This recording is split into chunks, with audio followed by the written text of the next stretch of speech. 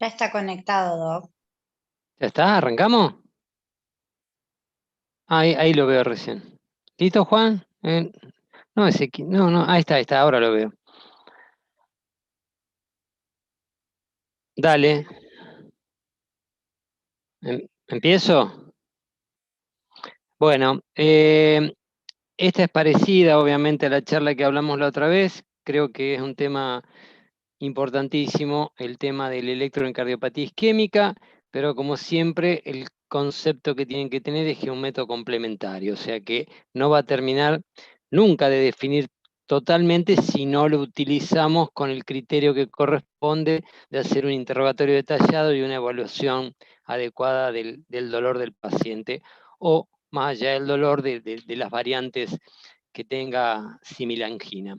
Esto obviamente por ahí para ustedes parece demasiado básico, pero el tema de realizarlo adecuadamente sigue siendo clave, colocar los chupetes donde corresponde y ni que hablar el tema famoso de las 16 derivaciones. Yo creo que hace ya más de 5 años que vengo dando charlas en un montón de lugares por la red de infarto que hicimos a nivel público.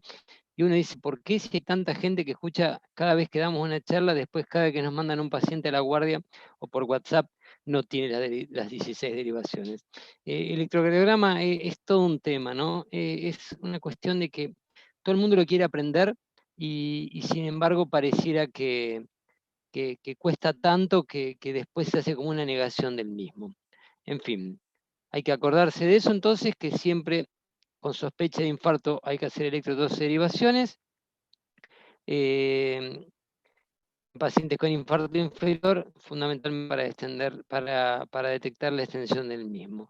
Este dibujito es el tema de siempre, o sea, tener cuidado dónde se ponen los electrodos. Si se fijan acá en el tórax de este paciente con sus dos tatuajes, se le habían puesto prácticamente a nivel de B2, y las alteraciones de B1 a B3 son muy significativas cuando en lugar de ponerlo en B4, en lugar de en el cuarto espacio intercostal, lo pongo a nivel del segundo espacio intercostal. Entonces hay que tomar adecuadamente, detectar el ángulo de Lewis y calcular el cuarto espacio donde van a ir B1 y B2. Bueno, obviamente esto ya lo sabemos, pero sigue siendo habitual y frecuente que los pacientes, sobre todo ya le digo, cuando uno trabaja en este tipo de redes donde el electro no lo hace el cardiólogo, que está familiarizado con esto, que, que los electros no estén adecuadamente realizados. Es más, no solo con gente que no es cardiólogo. El otro día, fíjense lo que pasa, el residente del hospital de emergencia presenta un seminario donde, claro, a los electros los tomaba, los realizaba un técnico, y era el típico electro de 3 canales donde vieron que automáticamente corrige, y en lugar de tener 10 milímetros el voltaje, eran todos los electros de 5 milímetros. Y bueno, y obviamente no me sirve para comparar. Entonces, recordar siempre la velocidad y el voltaje. Entonces, correctamente colocados los electrodos, correctamente configurado el voltaje y la velocidad, y siempre correctamente rotulado para que no se nos confunda, para que sepamos si es pretrombolítico, preangioplastia, con dolor, sin dolor, exactamente día y hora en el que se hace.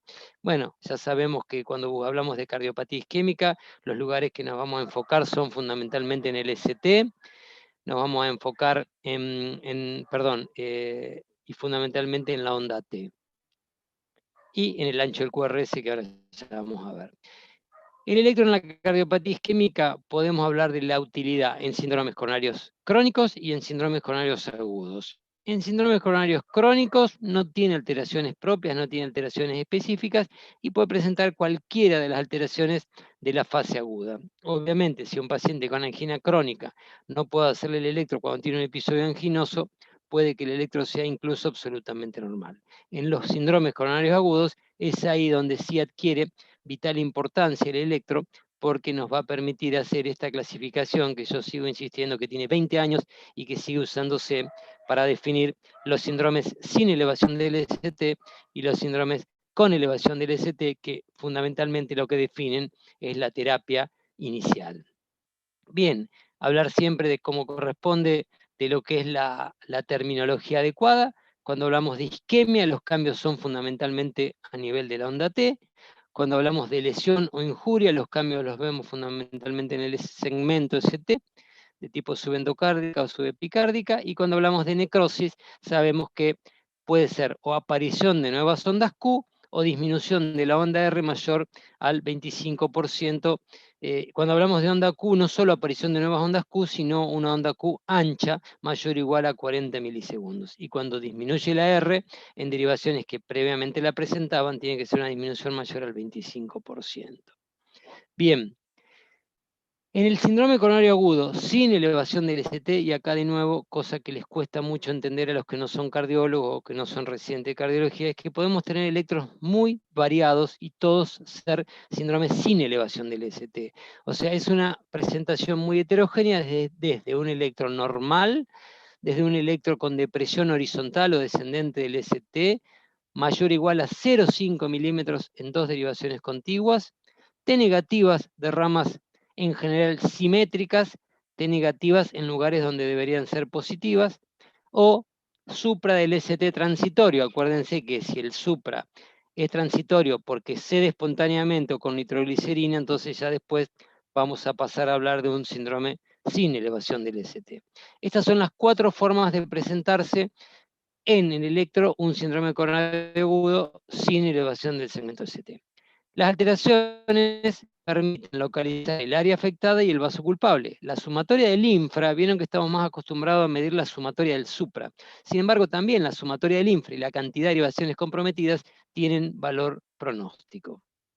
Entonces, podemos encontrar cosas muy sutiles o mínimas, como las alteraciones que hay en D2, D3, F, B4, B5 y B6, o podemos encontrar alteraciones muy significativas como este paciente, pero fíjense que las alteraciones muy marcadas en D2, D3, F, B1, B2, B3, B4, B5 y B6 se daban cuando el paciente tenía dolor. A este paciente, por ejemplo, se le hizo nitroglicerina, el dolor le calmó, a los 15 minutos tenía este electro.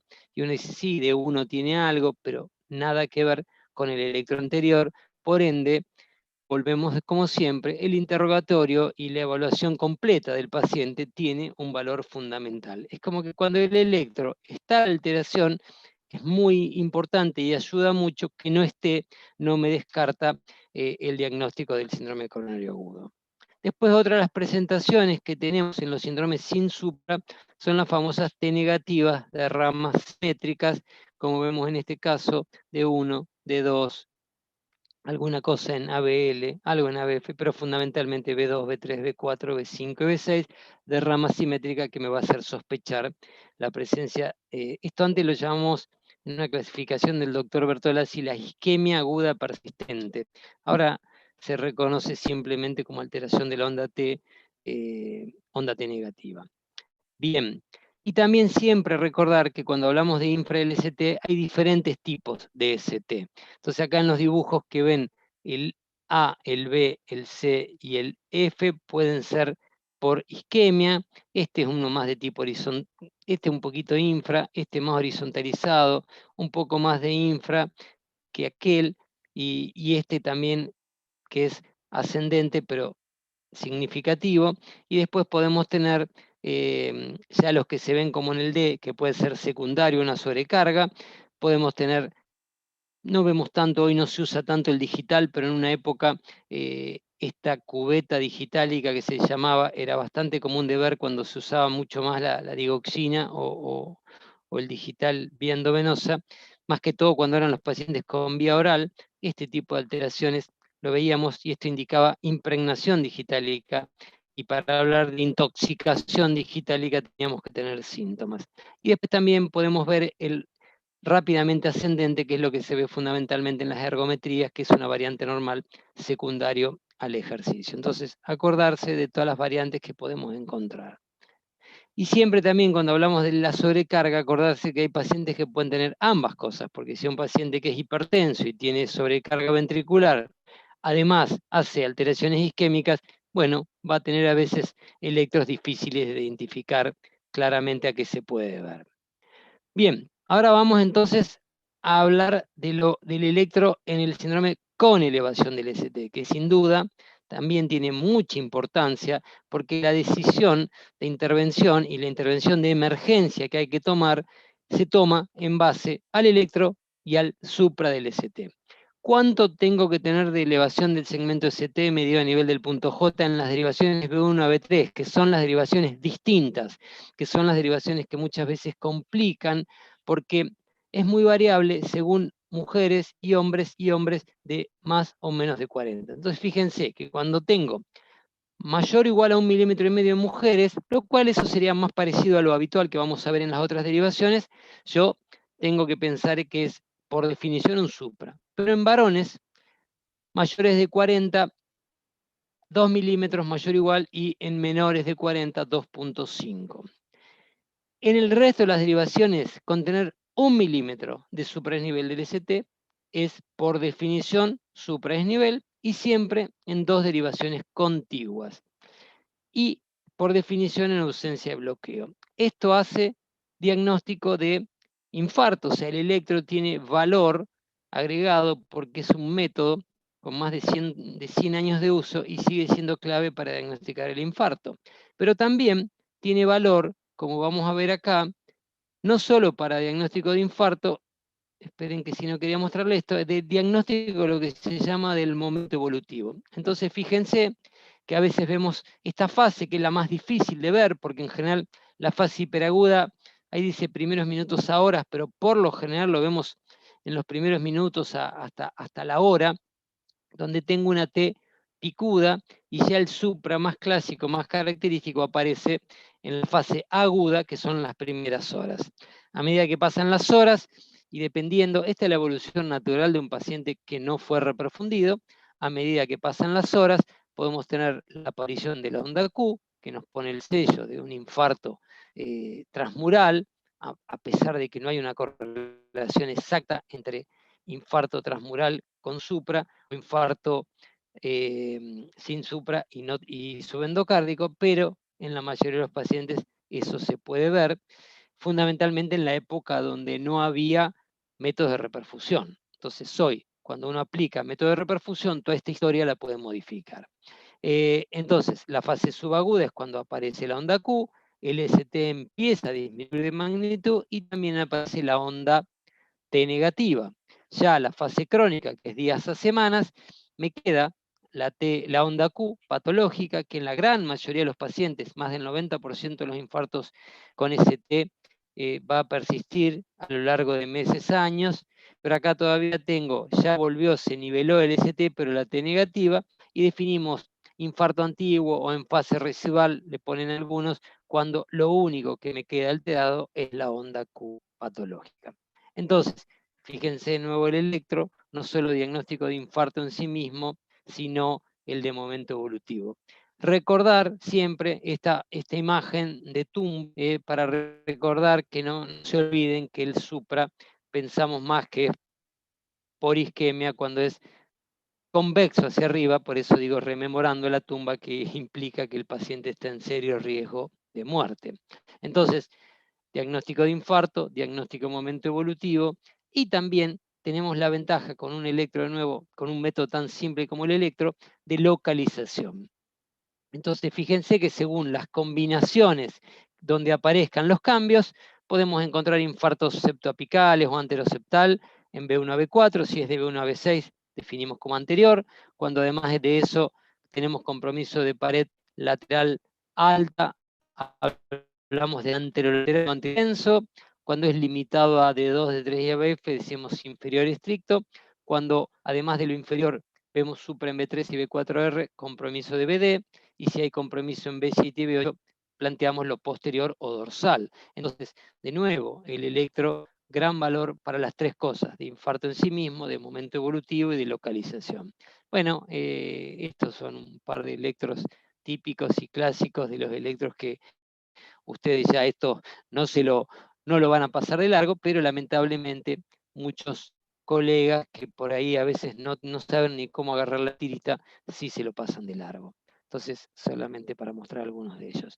Y el electro en el síndrome coronario agudo con elevación del ST también me permite sospechar la arteria culpable, que ustedes, al contar con angioplastia primaria en el sanatorio, van a poder ver cuántas veces hay correlación entre lo que ustedes sospechan y lo que se termina encontrando.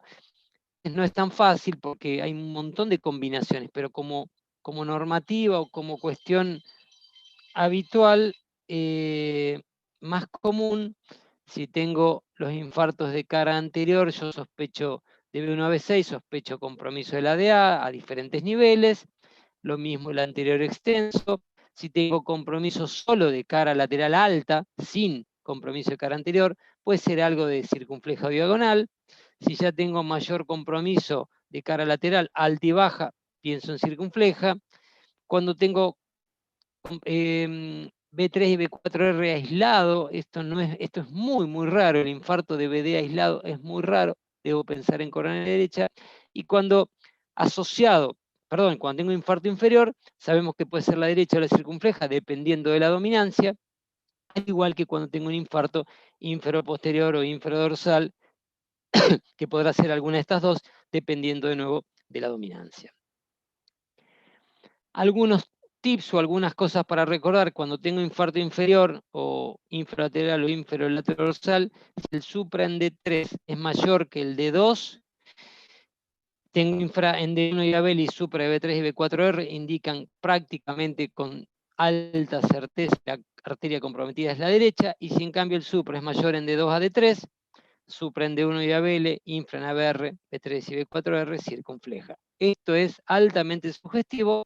Fíjense, miren los electros y después vean en hemodinamia la arteria comprometida. El tema es que esto no es tan fácil de respetar cuando, por ejemplo, un paciente tiene un infarto previo y se tapa la otra arteria. Entonces ahí lo clásico no es tan fácil. Ahora, cuando yo tengo pacientes con enfermedad de vaso, esto es bastante indicativo de localización, o sea, detectar a través del electro la arteria culpable.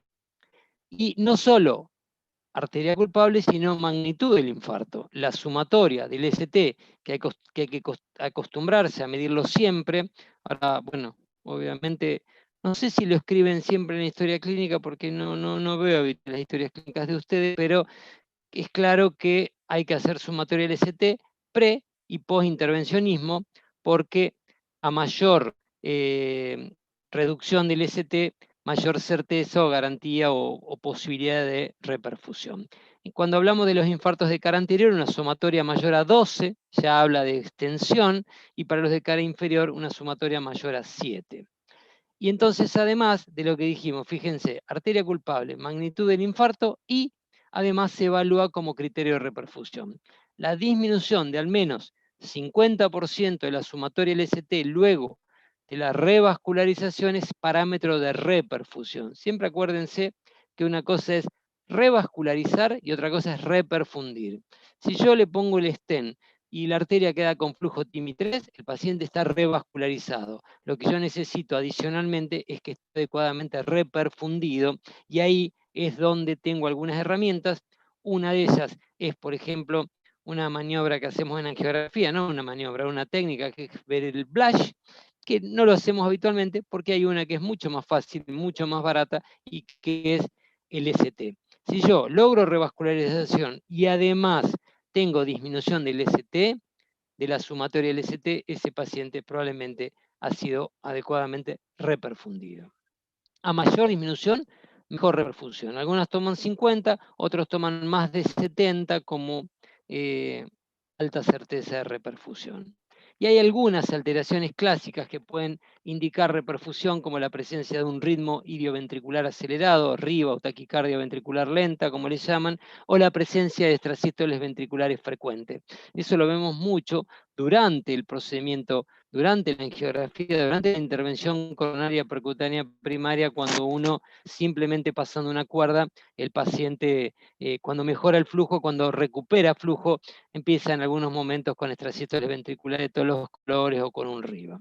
E incluso también hay trastornos en la conducción, pueden presentarse bloqueos AV de segundo y tercer grado cuando, por ejemplo, se reperfunde la arteria del nodo AB, que esto se llama como reflejo de Bessel-Harris. Así que bueno, miren todas las cosas que nos permite detectar y informar el electro en el síndrome con supra. Y hace poco salió un artículo que me pareció muy, muy interesante, porque junta en ese artículo una serie de situaciones especiales que se llaman patrones equivalentes al STEMI, o sea, al infarto con supra, que es ya la otra vez se los comenté, salió publicado en un American Journal del 2019, y es para tener en cuenta alteraciones que, a pesar de no ser los supra típicos o convencionales, se los considera símil supra del ST, porque son indicativos de alteraciones parecidas, o sea, donde puede haber oclusiones de las arterias coronarias. Uno es un síndrome clásico, el Wellens, yo lo conozco desde la década del 80, donde el paciente puede tener un electro normal al ingreso, pero luego del episodio anginoso presentar no supra, sino T negativa y simétrica, o a veces bifásica, en las derivaciones B2, B3, a veces en toda la cara anterior. No aparece onda Q, el ST puede estar isoeléctrico o si está supra es menor a 1 milímetro, o sea, no es patológico el supra, y muchas veces no tiene movimiento enzimático, por lo cual, por definición, es un síndrome sin supra, pero se asocia muchas veces a lesión crítica proximal de la descendente anterior. Este es uno de los casos que uno lo puede ver, donde obviamente es como los síndromes sin supra que decíamos antes. Fíjense que tiene un suprita muy poco significativo, T negativa. El que es T negativa se le llama el Wellens tipo 1, y estas T más menos, que incluso son hasta variantes de un mismo paciente. Un paciente que es Wellens tipo 1 puede pasar a ser tipo 2, o un paciente que se presentó como Wellens tipo 2, a las horas puede ser tipo 1. Estas alteraciones electrocardiográficas me obligan a descartar de manera rápida que el paciente no tenga una lesión suboclusiva. O sea, es un indicador, a pesar de que no sea un supra, de que es conveniente estudiar al paciente precozmente. Después está este otro, hace poco Pedro, Gonzalo. Sí, diga. perdón que te interrumpí. No me quedó claro la diferencia entre el tipo 1 y el tipo 2. No, el tipo 1 es el que tiene. Perdón. El tipo 1 es la T negativa y simétrica.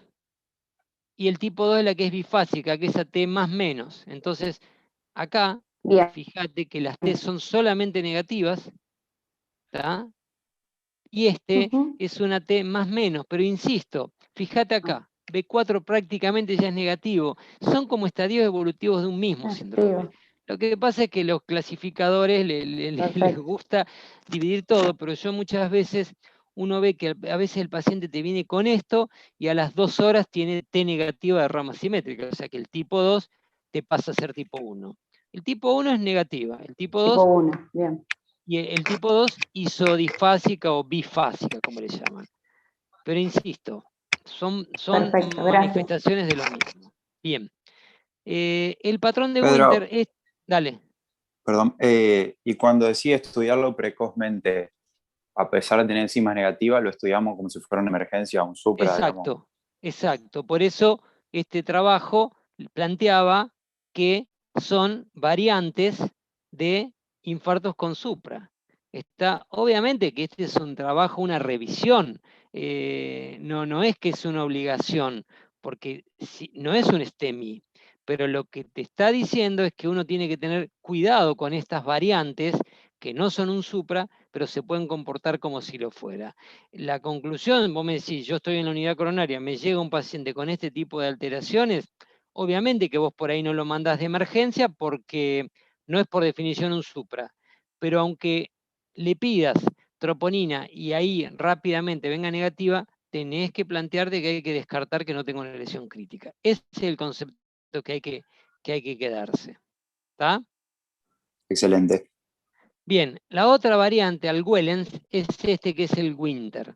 Y este creo que el otro día con Gonzalo vimos uno, no me acuerdo si no fue uno de los pacientes que hicimos en el último tiempo. Fíjense, infradesnivel ascendente del ST de 1 a 3 milímetros con descenso del punto J seguido de ondas T altas y simétricas. Y puede estar en las derivaciones B1 a B6.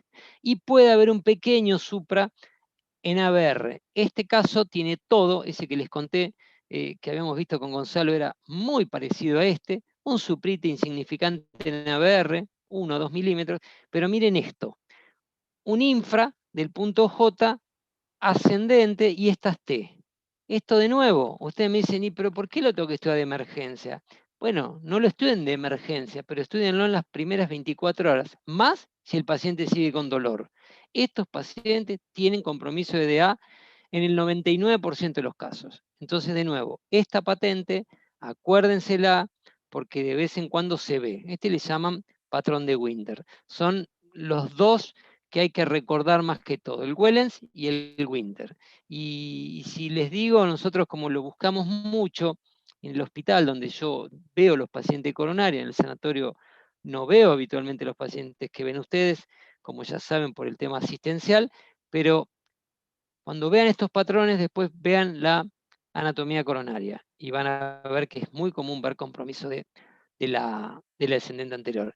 La T hiperaguda, acá también es una cosa rara, que por qué no sigue el parámetro habitual. Fíjense, por ejemplo, este electro, un paciente que viene con estas T, que uno no dice demasiado, le hacen y fíjense la R, que tiene una progresión de R bastante normal, le hacen un electro a las 4 horas y fíjense, tiene QS de B1 a B3.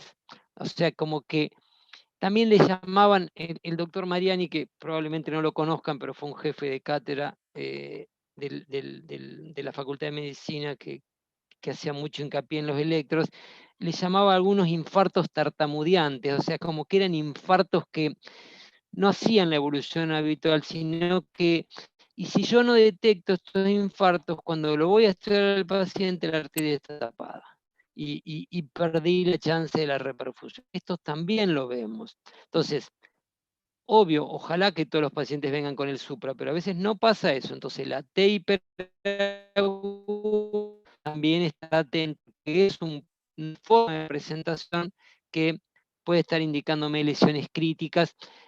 La descripción de estos infartos, por ejemplo, es tartamudeante, o el Winter, una de las posibilidades que son estos pacientes que tapan la arteria, la destapan, la tapan, la destapan. Cuando digo la destapan, pasar del 100 al 90 con un coágulo que está que va y viene, ¿no? Que no queda la oclusión definitiva.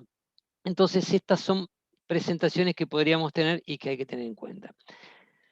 Bueno, acá ya es otra de las presentaciones, que es el famoso bloqueo de rama izquierda. Se ha escrito tanto con esto, y cuando uno va a revisar un poco la bibliografía, la mayoría son, a ver, cuando digo revisar la bibliografía, es la bibliografía de por qué avalan al bloqueo de rama izquierda como igual al supra, porque eso es lo que ustedes tienen hoy como normativa. Dolor torácico típico más supra es lo mismo que dolor torácico típico y bloqueo de rama izquierda. Yo tengo que ir a ver la anatomía coronaria. Sin embargo, la mayoría de los estudios que lo han avalado son análisis retrospectivos, de estudios diseñados con otro fin. Los bloqueos de rama solo representaban una pequeña cantidad de los infartos. En el único estudio que se informó sobre flujo coronario, TIMI 0,1 en los pacientes fue menos de la mitad, en los pacientes que no tenían criterios Garbosa. Ahora vamos a ver qué es eso. El beneficio teórico de tratar con fibrinolítico a todos los pacientes con bloqueo de rama izquierda y síntomas de isquemia se basó en una incidencia del 30% de infarto en los bloqueos de rama y fue solo de 10 de cada 1000. O sea, ¿qué quiero decir con esto para no complicarlo? Una cosa es cuando yo tengo la chance de hacer angioplastia primaria. ¿Por qué? Porque si el paciente me llega con dolor y bloqueo de rama izquierda, yo hago angiografía. La angiografía no tiene nada tapado y el paciente a lo sumo le hice una angiografía de más. Pero en los lugares que ustedes no tienen angiografía, no es fácil definir a un paciente con dolor y bloqueo de rama que hacerle el trombolítico, porque nunca se olviden, por eso digo, ustedes probablemente pasen sus 4 años en el Sanatorio Parque y no vean nunca un infarto tratado con trombolíticos. El día de mañana se van 100 kilómetros de acá a una terapia polivalente, llámese Cañada de Gómez, el Trébol, qué sé yo, Firmat, tienen trombolíticos y tienen que definir si a un bloqueo de rama izquierda más dolor lo trombolizan o no, con el riesgo de que el paciente haga un stroke, haga un ACV hemorrágico. Y ustedes dicen, ¿tendrá un infarto? Así que bueno, esta duda y este planteo del bloqueo de rama viene sobre todo de la década del 90, cuando la estrategia más utilizada en los pacientes con infarto era la fibrinolisis. En los lugares donde disponemos de angioplastia primaria, insisto, a lo sumo es una angiografía de más. La asociación no es tan estrecha entre bloqueo e infarto. Y fíjense que la mayoría, y esto es avalado y nosotros lo tenemos evaluado en la red de infarto, la mayoría finalmente de los pacientes con síntomas de isquemia aguda, o sea, dolor de pecho y bloqueo, finalmente no tienen la arteria tapada. Entonces, creo que es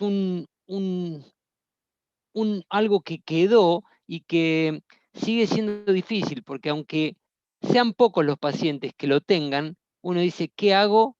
¿Qué hago con este paciente? Síntomas típicos de isquemia aguda, tiene un bloqueo de rama, el bloqueo de rama me impide muchas veces ver el supra, enmascara el supra, y ahí es donde se nos plantea el problema. Insisto, si tienen angiografía y la arteria está abierta, listo, se acabó, busquemos por qué le duele el pecho.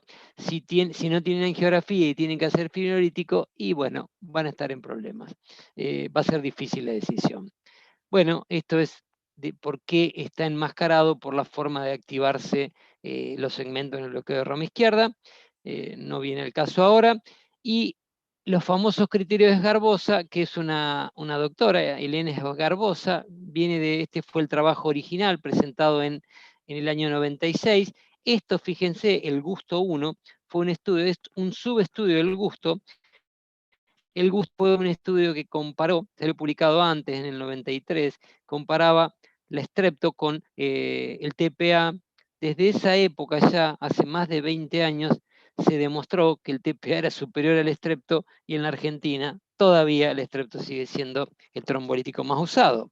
Bueno, un subestudio del gusto con 40.000 pacientes, hecho por la doctora Esgarbosa, fue lo que presenta esto de qué es lo que hay que buscar cuando tengo un bloqueo completo rama, y si encuentro criterios de Esgarbosa, ahí sí la posibilidad de que el bloqueo de rama sea debido a un infarto es mayor. Y hay tres tipos de alteraciones, lo que se llaman concordancia.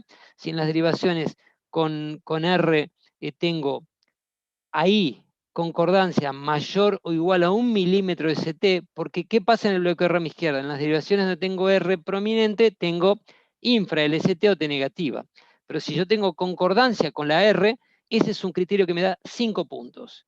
Si en cambio, en las derivaciones tengo un infra de mayor o igual a 1 milímetro, tengo 3 puntos. Y este es el criterio de menor validez, que es el que me da 2 puntos, que es tener más de 5 milímetros, pero discordante. O sea que yo tengo S y tengo supra. ¿Cuándo es positivo el Esgarbosa? Cuando yo tengo mayor o igual a 3 puntos. Pero fíjense que tiene una alta especificidad, pero una baja sensibilidad. O sea, acá se los puse al revés para que entiendan que es muy útil cuando está, pero no se ve mucho. O sea, encontrar esto en los bloqueos de rama izquierda no es lo habitual. Entonces, es útil cuando está presente, pero lamentablemente van a tener que tomar muchas veces decisiones en bloqueos de rama izquierda que los criterios de Garbosa son negativos. Y de nuevo, le duele el pecho, bloqueo de rama izquierda, es Garbosa negativo, ¿qué hago? Y bueno, y de eso se trata el problema. ¿Qué hay sobre el bloqueo de rama derecha? Me faltó rama derecha. Bueno, según la última guía europea, la del 2017, no, perdón, esta se me mezcló, pero acuérdense que isquemia en curso, bloqueo de rama izquierda, ritmo de marcapaso, la última guía pone el bloqueo de rama derecha también, que se debe tratar como un infarto con elevación del ST.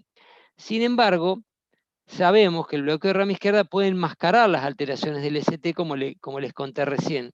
El marcapaso también enmascara, porque induce una despolarización, como si hubiera un bloqueo de rama izquierda. Los marcapasos estimulan la cavidad derecha, dan imagen de bloqueo de rama izquierda. Puede haber un enmascaramiento. La pregunta es, ¿qué enmascara el bloqueo de rama derecha? Entonces, de nuevo, los pacientes con bloqueo completo de rama tienen peor pronóstico y se benefician de una reperfusión precoz, pero el bloqueo de rama derecha por sí solo, a mi criterio y del análisis que nosotros hemos hecho, no debería tratarse como un síndrome con supra. La indicación de la guía europea de 2017, hasta ese año al bloqueo de rama derecha no se lo tomaba como símil bloqueo de rama izquierda. La indicación de la guía esta del 2017, si ustedes la van a buscar, vieron que siempre está en qué se basó. Se basó en un único estudio y que fue retrospectivo. De más de 6.000 pacientes con infarto, 427 tenían bloqueo de rama. De estos, la mitad no tenían supra, y de estos, solo un 2% tenían alteraciones del flujo en la CSG. Entonces, mi criterio, tómenlo como la opinión de alguien que vemos muchos infartos, pero no es sinónimo de supra, pero sí es marcador de riesgo. Entonces, lo difícil también de definir, que complicó un poco la guía, es, yo vine un paciente con dolor de pecho, típico, bloqueo de rama derecha y no tiene supra. ¿Qué hago? ¿Lo llevo a hemodinamia? Bueno, creo que acá, de nuevo, si lo llevo a hemodinamia, la angiografía no me muestra lesiones coronarias, se acaba todo. El tema es si yo tengo que hacer trombolítico en estos pacientes. Yo jamás le haría trombolítico a un paciente con dolor de pecho y solamente bloqueo de rama derecha sin alteraciones del ST, de supra-desnivel del ST. Acá, como les mostré antes... Pedro, te hago una consulta. Diga, sí. Perdón, y si nosotros, por ejemplo, en la guardia tenemos un paciente con dolor de pecho, bloqueo de rama derecha, es indicación, digamos, de una CSG de urgencia. Claro, las últimas guías... ¿O se puede esperar? No, las últimas guías te lo equiparan. O sea que, pero insisto, vos con la CSG primero haces diagnóstico. Siempre es la gran diferencia que tiene una estrategia de reperfusión con otra. Que cuando uno dice, viste que siempre después se diferencia, trombolíticos versus angioplastia primaria. Sí, lástima que la angioplastia primaria va precedida de una coronariografía que confirma el diagnóstico. Vos, con fibrinolítico, que es una cosa que ustedes no vivieron, ni van a vivir mientras estén acá, ahí está el problema. Nosotros en la década del 90 habíamos entrado, no, antes del 80 y pico, cuando estaban de moda los estudios de trombolíticos, me acuerdo que en el hospital hacíamos trombolítico a todo el mundo, ¿no? Porque el infarto se trataba con trombolítico. Y después tuvimos la chance, cuando finalizó ese estudio, que nos mandaran... ustedes, por ejemplo, hacían el trombolítico y decían, bueno, ¿cómo le fue? ¿Cómo evolucionó todo? Y después era trombolíticos versus placebo en esa época. Después también veíamos a quién le había mucho trombolítico y a quién no. El tema es que la realidad era preangiografía. Cuando se impuso en la década del 2000 la angioplastia primaria por sobre el trombolítico, ahí la cosa cambia. Entonces, la pregunta es, dolor torácico típico y bloqueo completo de rama derecha, vos lo estudiás, lo tenés que llevar a hemodinamia. Ahora, si no tiene nada, todo termina ahí. Eso según la guía europea de 2017. Puede que no todo el mundo esté de acuerdo. ¿Está? Creo que sigue siendo un tema en debate el bloqueo de rama derecha. Pero las guías son muy fuertes, muy sugerentes, y entonces ir en contra de las guías no es fácil. Ahora fíjense si yo tengo esto, por ejemplo. No, de nada. Miren si yo tengo este electro. Claro, acá tengo un bloqueo de rama derecha, pero tengo supra. Entonces, el tema es cuando yo me encuentro un bloqueo de rama derecha sin supra. Ese es el que yo digo que probablemente no tenga enfermedad coronaria. Bueno, la postura del marcapaso. Ustedes ven pacientes 2x3 que vienen con dolor torácico y marcapaso. Y si el marcapaso están dando permanentemente, la imagen del marcapaso es este es un latido marcapaseado. Fíjense que se nos comporta como un bloqueo de rama izquierda. ¿Está? Entonces, tremendo supra, pero este es el discordante, entonces no me suma demasiado. ¿Cómo se valora? Hay dos cosas que pueden hacer. Uno es inhibir temporalmente la función del marcapaso. Poco aplicable en medios como el nuestro, a las 10 de la noche tendríamos que llamar a Alfredo y decirle, tráeme la máquina, inhibime el marcapaso y a ver si en el electrovasal, en tanto y en cuanto tenga ritmo propio, veo supra. ¿Por qué lo plantean? Porque en hospitales muy grandes tienen los recursos. Esa es una opción, cuando yo tengo dolor torácico y marcapaso. La otra es usar los criterios de Garbosa. ¿Por qué? Porque de nuevo, el bloqueo, el marcapaso enmascara la repolarización. Así que bueno, esas son las dos cosas que pueden hacer cuando se encuentren con un paciente con dolor característico y marcapaseo permanente. Alguna situación especial es la de ABR, que ahora hace poco salió un trabajo que un poco cuestionó esto, pero en las guías también, la elevación del ST en ABR, la elevación del ST en ABR, y OB1, más depresión, una asociación de presión del ST en 8 derivaciones o más, podría indicar oclusión de tronco equivalente a tronco. Cuando hablamos de equivalente a tronco es DA y circunfleja proximal o enfermedad de múltiples vasos. Estos son electros, este es un electro severamente grabado, pero fíjense, yo tengo supra en ABR, solamente acá tiene un poco B1, pero B2 ya no tiene. B3 tiene infra, pero tremendo infra en B4, B5, B6, D1, D2, D3. Fíjense la cantidad de derivaciones comprometidas. Y esto, si no lo estudian de emergencia, estudienlo a las 2 horas porque son pacientes que no hay duda que tienen enfermedad coronaria muy, muy severa. Entonces volvemos. Este trabajo lo que pone sobre el tapete es analizar un montón de casos que se podrían comportar símil al supra. ¿Está? Esa es la idea fundamental de revisar ese trabajo que me parece muy interesante. Y después están los famosos diagnósticos diferenciales con los que renegamos permanentemente. Imagínense si renegamos nosotros, ustedes que están en el tema, lo que le pasa a un médico que está en una guardia y sabe poco y nada de electro y ni sabe poco y nada de interrogar un dolor torácico. Bueno, son la pericarditis, la repolarización precoz, las alteraciones por hipertrofia ventricular, la hiperpotasemia, el Takotsubo, el TEP y el Brugada. A ver, muestro alguna cosita de cada uno para que repasemos los diagnósticos diferenciales. La pericarditis, bueno, tiene una presentación clínica diferente, pero de nuevo, hay que interrogarlo y hay que detectar que el dolor es diferente. Tipo puntada, exacerba con los movimientos en la inspiración, en general calma cuando el paciente se inclina hacia adelante, pero el ST en general tiene concavidad superior y puede haber un infra del PR. ¿Tá? Este es un típico electro de pericarditis y muchos van a tener duda. Entonces, a veces nos pasa que algunos médicos que están preocupados a veces hacen el electro más rápido que interrogar bien al paciente.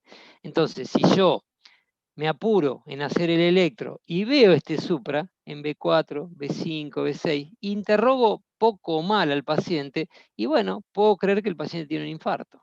Entonces, atención con esto. Bueno, la repolarización precoz también complica, pero también es un ST cóncavo superior, una onda T prominente y asimétrica, prominentemente derivada en las precordiales. Fíjense este electro. Este electro es un paciente normal, un paciente sin dolor que viene a un prequirúrgico, el paciente tiene un supra. Claro, ¿qué pasa si el día de mañana este paciente tiene dolor de pecho? Y bueno, pero miren cómo es claramente cóncavo, está elevada la onda J, en fin, el punto J, pero esto se ve más en adultos jóvenes, en atletas, y la repolarización precoz con el tiempo puede desaparecer. De nuevo, el ST es cóncavo. Como un resumen de estas dos, acuérdense lo que dijimos hoy con el tema de la tumba. Entonces, otra manera de recordar es esta carita, lo convexo hacia arriba, triste, preocupado, y la sonrisita, que sería el cóncavo hacia arriba, donde ya, ¿en qué sentido? Me río porque no tengo un infarto con supra. Entonces, siempre acordarse bien la convexidad y la concavidad. Bien, las alteraciones de la hipertrofia. Bueno, el ST es más cóncavo también, tiene otros criterios electrocardiográficos de hipertrofia.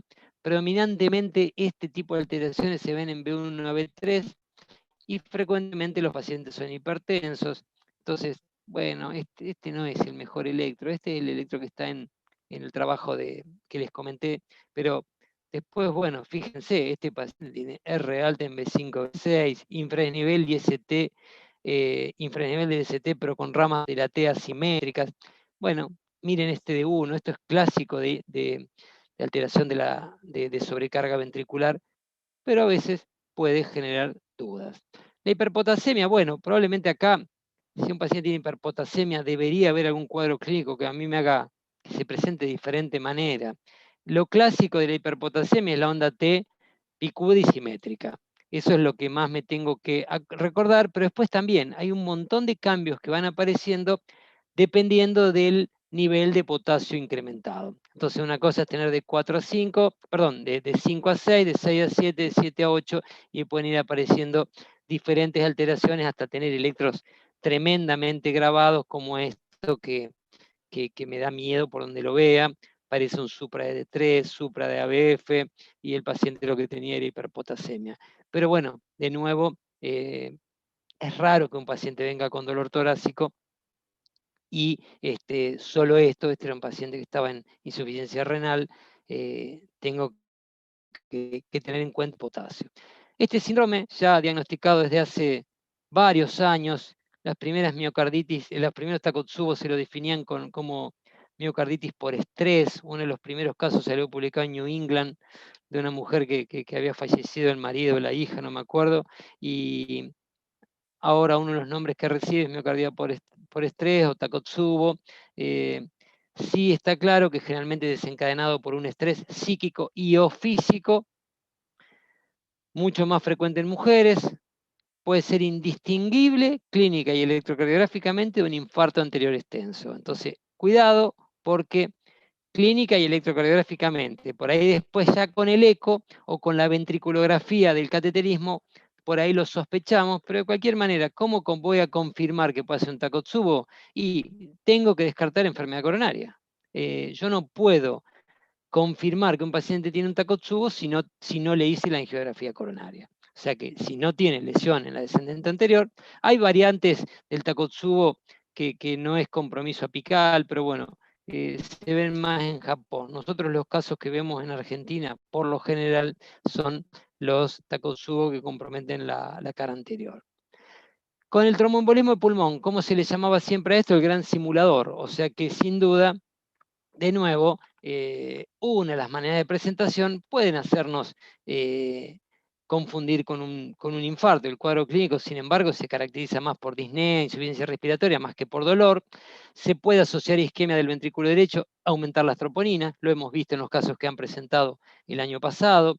Puede presentar un supra en cara inferior, imprecordiales derecha, bloqueo de rama derecha, sobrecarga de BD, arritmias, el famoso patrón S1, Q3, T3. O sea que hay que tenerlo como un diagnóstico diferencial, y al ser esto el gran simulador, sin lugar a dudas que alguna que otra vez pensaremos en un infarto y estaremos en presencia de un tromboembolismo de pulmón. Y el Brugada, que también el año pasado tuvimos un caso muy lindo que comentó Alfredo y se actualizó el tema. Hay que tener cuidado porque está un poco sobrediagnosticado y sobrevalorado el Brugada. Es como siempre un poco un síndrome de moda. Después va a ir encontrando su lugar exacto. Depende a veces de cómo se ponen los electrodos, pero bueno, es una enfermedad genética autosómica dominante. Esto afecta más al sexo masculino, casi 5-1, y se caracteriza por este tipo de alteración del ST fundamentalmente en B1 a B3. Hay estos tres fíjense las diferencias. Claro, ¿qué pasa cuando yo tengo alguna de estas cosas y tengo un dolor de pecho? Esa es la cuestión donde tendré que hacer un planteo o un diagnóstico diferencial. Va a ser más fácil sospechar un Brugada si yo hago un electro de rutina a un paciente para un prequirúrgico y me encuentro con esto. En fin, bueno, para ir concluyendo, entonces, el electro es un método complementario. La interpretación debe estar siempre supeditada a la clínica del paciente. Tengan cuidado con mirar electros de favor y no interrogar a los pacientes. Siempre lo voy a insistir y se los voy a decir porque se pueden equivocar. Nunca hay que analizar el electro separado de la clínica. Una correcta interpretación requiere una correcta realización. Esto es importantísimo también. Recordar que la cardiopatía isquémica crónica no tiene nada demasiado característico ni propio, y que diferenciar con supra y sin supra permite definir el tratamiento y más que todo la estrategia. O sea, uno es una emergencia y el otro es una urgencia. Fíjense que incluso los pacientes con síndrome sin supra de muy alto riesgo, como están catalogados hoy, Yo lo puedo estudiar, pero en 2 horas, 3 horas. El síndrome con supra es una emergencia médica, el paciente tiene que ir a hemodinamia de inmediato. Las alteraciones del síndrome sin supra son muy variadas, poco específicas, y recuerden que tiene las 4 posibilidades: normal, infra del ST, horizontal o descendente, el supratransitorio y o alteraciones de la T. Y siempre que la cantidad de derivación y la sumatoria tienen valor pronóstico. Conclusiones 2. Acuérdense de lo que los va a complicar las derivaciones B1 a B3, es tremendo, es lo que un paciente que tiene estas alteraciones, y para colmo el dolor no es tan característico, y bueno, nos va a exprimir nuestro criterio diagnóstico y nuestra sospecha en ver qué hacer con estos casos. Siempre tiene que haber 2 derivaciones contiguas, el infradifuso y el supra-NABR, sospechar tronco o múltiples vasos. No es común de verlo, pero cuando lo ven, sospéchenlo. Acuérdense que el electro tiene tremendo valor para identificar vaso culpable, evaluar la reperfusión exitosa o no y valor pronóstico. Los bloqueos de rama no son sinónimo para mí de elevación del ST, o sea, no es un idem, sino que son marcadores de mal pronóstico. Los diagnósticos diferenciales del síndrome con supra son varios, requieren de una correcta evaluación clínica y a veces de la realización de una angiografía coronaria para certificar y confirmar o descartar la oclusión coronaria. Bueno, terminamos así o así, con el corazoncito. No sé cómo terminan ustedes, es re tarde, pero bueno. Si tienen alguna duda, alguna preguntita, además de lo que han preguntado, me avisan. Vamos a dejar de compartir.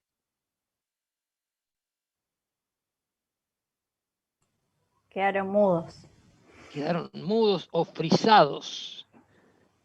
Habíamos quedado el tema de las cámaras, ya después vamos a charlar de eso. Sí, vamos a aprovechar ahora que la idea es que para tomar el presente de las clases que tengan la cámara prendida y también para hacer un poco más de participación.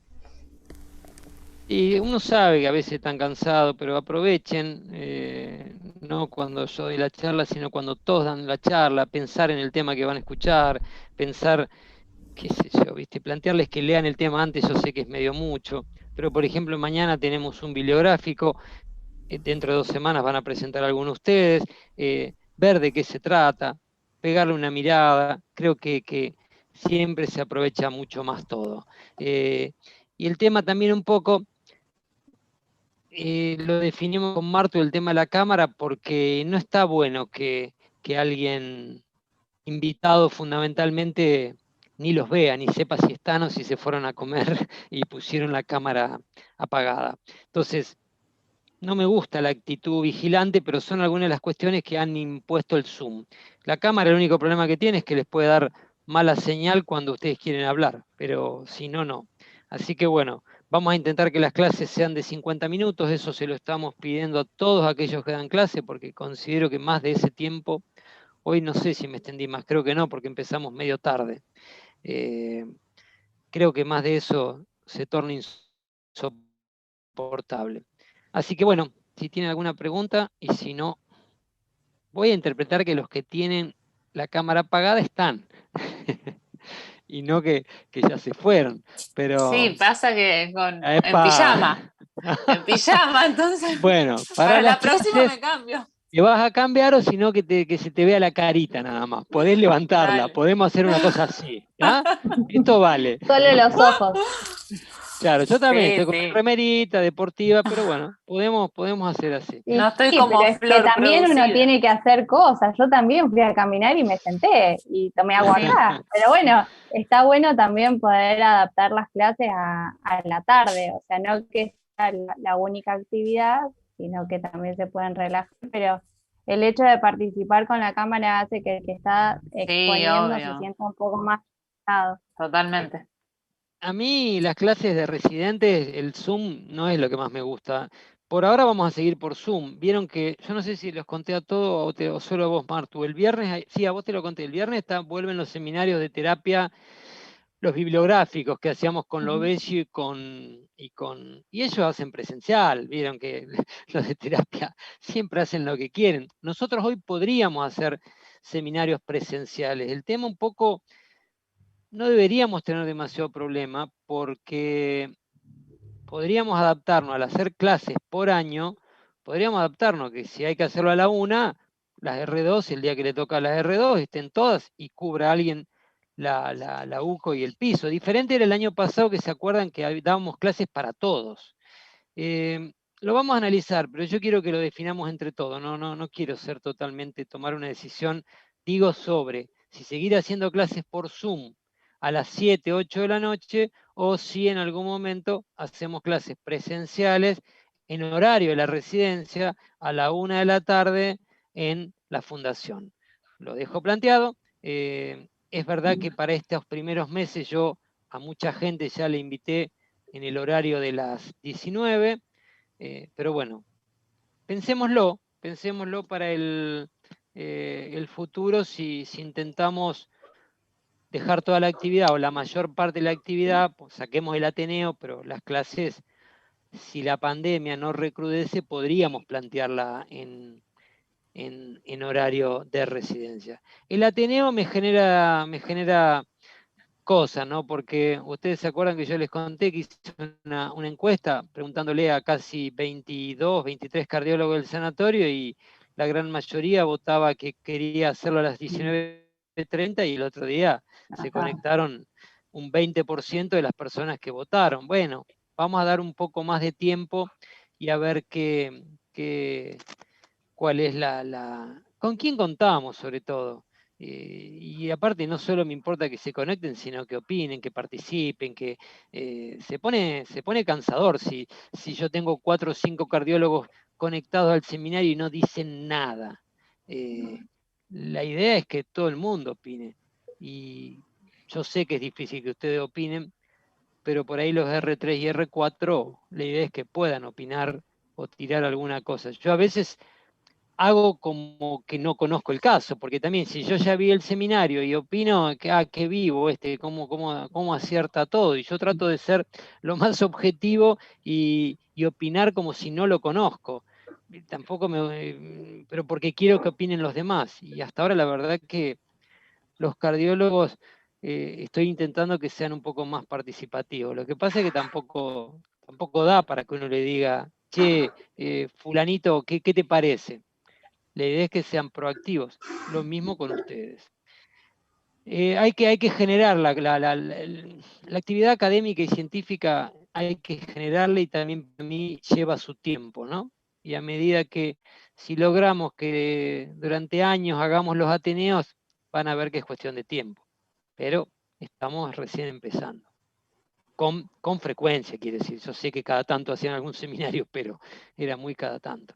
Bueno, piensen eso que les planteé, después cuando quieran algún día lo charlamos, pero está la posibilidad, fundamentalmente en algunos meses, o sobre todo cuando el COVID se va a terminar alguna vez. Así que en ese momento, si Dios quiere, espero, en ese momento podremos volver a las actividades presenciales en el horario habitual. ¿Estamos? ¿Alguna duda, pregunta, comentario? Si no, nos vamos a comer. Bueno, muy bien, Pedro, gracias. Nos vemos. Ya Lucho, zafamos que no hubo ningún infarto. Nos vemos. Chao, chao. Muchas Hasta luego. gracias. No Nos decimos vemos. nada, que Hasta están los luego. chicos guardia. Buena guardia. Suerte. Hasta luego, buena guardia.